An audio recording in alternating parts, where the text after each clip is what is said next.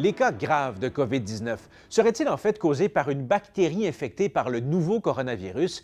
C'est ce que laisse entendre un article largement relayé sur les réseaux sociaux.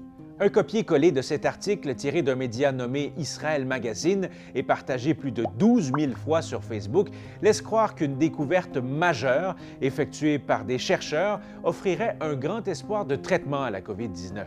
Tout ça parce qu'une bactérie intestinale appelée Prevotella serait en fait l'arme secrète du nouveau coronavirus.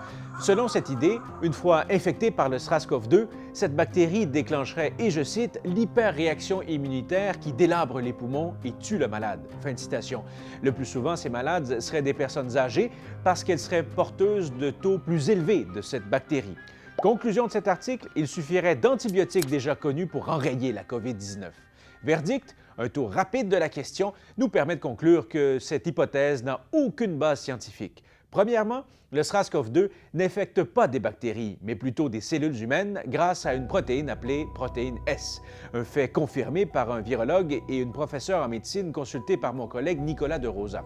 Autre élément qui cloche dans cette publication, les équipes de chercheurs mentionnées dans l'article ne sont tout simplement pas identifiées.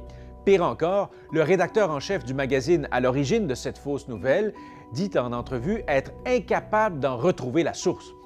Une recherche sur les bases de données d'études médicales effectuées par le quotidien Libération démontre aussi qu'aucune recherche associant COVID-19 et une bactérie du genre Prevotella n'a encore été publiée dans une revue scientifique.